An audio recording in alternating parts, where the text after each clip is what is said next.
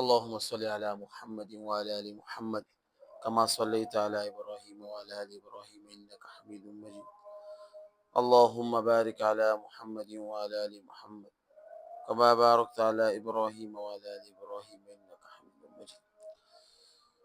عن ابي سعيد الخدري رضي الله تعالى عنه قال قال النبي صلى الله عليه واله وسلم: من راى منكم منكرا فليغير بيده فإن لم يستطع فبلسانه فإن لم يستطع فبقلبه وذلك أضعف الإيمان أو كما قال علیہ الصلوۃ والسلام.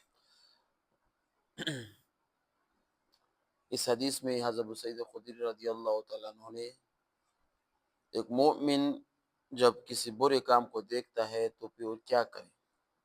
ایک مسلمان ہے، اس کے سامنے کوئی برا کام، کوئی ایسا کام جس سے اللہ پاک خفا ہو رہے ہیں، وہ جب اس کام کو دیکھے تو اس ٹائم وہ کیا کرے؟ آئے وہ ہاتھ سے روکے اس کو، منہ سے روکے، یا دل میں برا جان، یا اور کیا کرے؟ تو کہتے ہیں کہ جس کو ہم کہتے ہیں نہی عن المنکر، دوسرے اسلام میں ہم کیا کہتے ہیں؟ نہی عن المنکر. کہتے ہیں کہ نہی عن المنکر کی یہاں پر حدیث میں 3 سٹیج بیان کی ہیں. سب سے اوپر سٹیج، پھر درمیانی سٹیج، پھر نیچے سٹیج. سب سے اوپر کیا ہے کہ اس کو چاہیے کہ وہ اپنے ہاتھ سے اس کو روکے. ابھی ہاتھ یہ نہیں بلکہ قوت سے روکے، قوت استعمال کرے، طاقت استعمال کرے. جو غلط کام کر رہا ہے ہونا چاہیے کہ وہ طاقت استعمال کرے. پھر مثال کے طور پر وہ مجبور ہے، حالات ایسے کہ وہ طاقت کا استعمال نہیں کر سکتا، فتنے کھڑے ہوں گے یا قتل و قتال ہو جائے گا یا مثال کی دشمنی بڑھ جائے گی، تو اپنی زبان استعمال کر کہ یہ کام مت کرو، یہ کام آپ غلط کر رہے ہیں. کوئی نماز نہیں پڑھ رہا نا، ابھی اذان ہو گئی، نماز نہیں پڑھا، آپ کو پتہ ہے کہ یہ فضول گم رہا ہے، اس کو کہو کہ آج نماز پڑھو، اس کو دلائل دو، غلط کام سے اس کو روکو. یہ کہتے ہیں یہ دوسرا سٹیج ہے کہ اپنی زبان استعمال کرے، لسان زبان سے استعمال. اگر یہ بھی انسان نہیں کر سکتا تو پھر کیا؟ دل میں برا جانے. مطلب یہاں راستے سے گزر رہا ہے کوئی آدمی ہے، اس کو آپ ہاتھ سے بھی نہیں روک سکتے، منہ سے بھی نہیں روک سکتے. مطلب یہ کہ دشمن یا مثال کے طور پر لوفرس آدمی ہے، بدماش آدمی ہے، غلط کام کر رہا ہے، اس کو آپ کو پتہ ہے کہ غلط کام ہے، آپ اس کو اپنی زبان سے بھی نہیں روک سکتے، طاقت نہیں ہے نا، ٹھیک ہے نا، زبان ہاتھ سے بھی نہیں روک سکتے، تو بھائی کیا کرو گے؟ دل میں بر جانے کہ جو کام کر رہا ہے غلط کر رہا ہے. اس کے نیچے پھر ایمان کا درجہ نہیں ہے. پھر جس مسلمان کے اندر یہ بھی وسوسہ نہیں آتا کہ یہ غلط کام ہو رہا ہے، تو اس کا ایمان بہت ہی زیادہ کمزور ہے، بہت ہی زیادہ کمزور ہے. ٹھیک ہے نا، تو ایمان کے بہت درجے. اس پر ایک واقعہ حدیث میں آیا ہے. یہ مروان ایک تھا مدینہ کا گورنر. عید کی نماز میں خطبہ عید کی نماز کے بعد ہوتا ہے، آپ کو پتہ ہے، اور جمعے میں جمعے کا خطبہ جمعے کی نماز سے پہلے ہوتا ہے، آپ کو پتہ ہے نا. عید کی جب ہم نماز پڑھتے ہیں اس کے بعد امام صاحب کھڑے ہو کر خطبہ دیتے ہیں، پھر دعا دیتے ہیں، پھر ختم ہو جاتے ہیں. مروان ایسا تھا کہ مروان یہ بڑا ظالم بادشاہ تھا، ظالم گورنر تھا، مدینے میں لوگوں پر ظلم کرتے تھے، لوگ اسے بہت تنگ تھے. جب بھی عید کی نماز ہوتی، جب بھی عید کی نماز پڑھتا تھا تو لوگ اس کی خطبے کے لیے نہیں بیٹھتے تھے، چلے جاتے تھے، کوئی بھی نہیں ہوتا تھا. صحابہ کرام بھی تھے. اب اس نے کیا کیا کہ میں عید کی نماز سے پہلے خطبہ دوں گا تاکہ لوگ میرے لیے بیٹھ جائیں. کیونکہ یہ اپنے خطبے میں کیا کبھی کبھار بعض اہل بیت، یہ چونکہ معاویہ خاندان سے تھا، امویہ خاندان سے تھا، تو یہ کبھی کبھار خود میں اہل بیت والے کیا ہے، عباس رضی اللہ تعالیٰ، حسین، حسن، اس کو کبھی کبھار تھوڑے سی سختی کرتا تھا، ان کے بارے میں برے القابات کبھی کبھی ہوا، تو لوگ اسے بڑے تنگ تھے. اب اس نے کیا کر دیا کہ میں حکم ہی چینج کر دوں گا، عید کی نماز سے پہلے خطبہ دوں گا، خطبہ کے بعد نماز پڑھوں گا. جب ایک عید اس نے جب اس طرح کی تو ایک صحابی اٹھا، مجلس میں اٹھا کہ یہ جو آپ کر رہے ہیں اسی نہیں کر رہے ہیں، یہ رسول اللہ صلی اللہ علیہ وسلم کی سنت کے خلاف ہے. کیونکہ حاکم وقت تھا، وہ ہاتھ استعمال نہیں کر سکتا تھا، اس سے صرف زبان سے بولے، زبان سے. کیونکہ اگر مثال کہ تو ہاتھ ڈالتا یا زور سے مثال اس کو روکتا، وہ کچھ گورنر تھا، اس کے پاس طاقت تو مدینے میں قتل و قتال، خون ریزی کا اندیشہ تھا. تو اس نے کیا کر دیا، اس کو کیا کیا، آپ غلط کر رہے ہیں.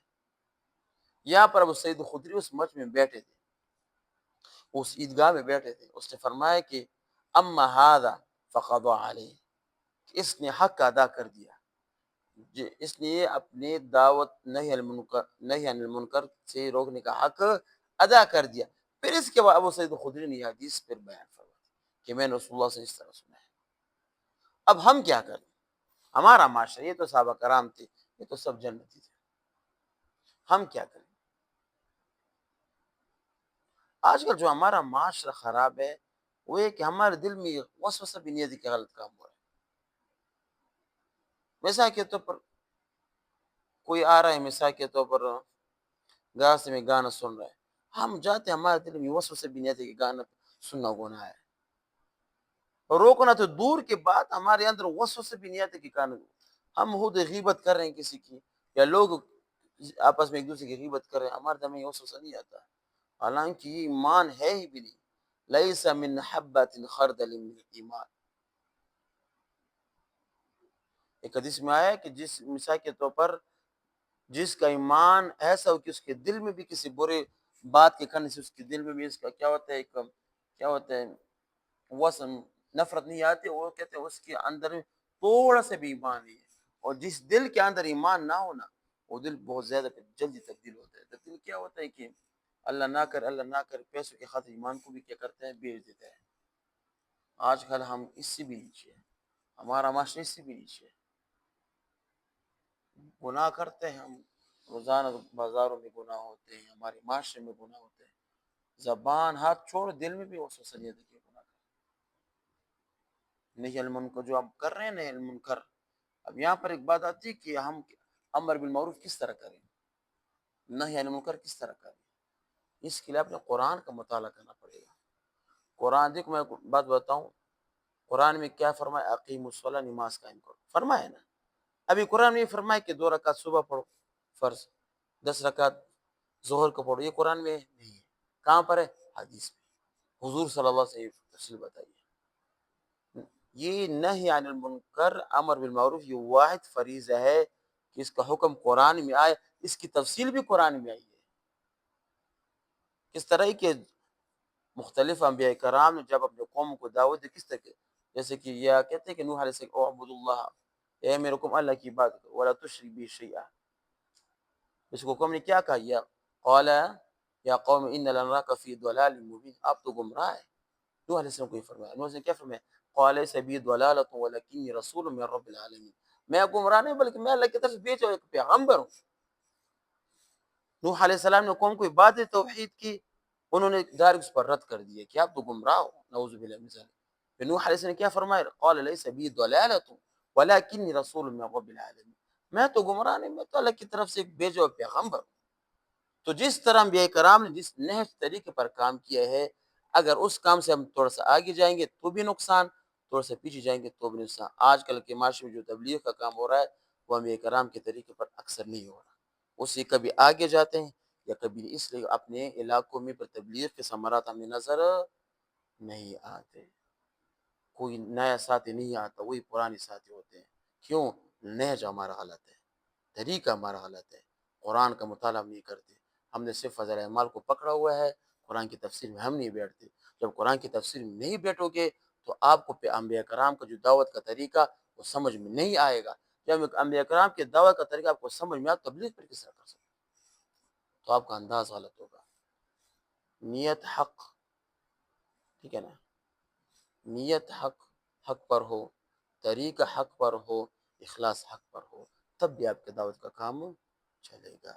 وآخر دعوانا الحمدللہ رب العالمین۔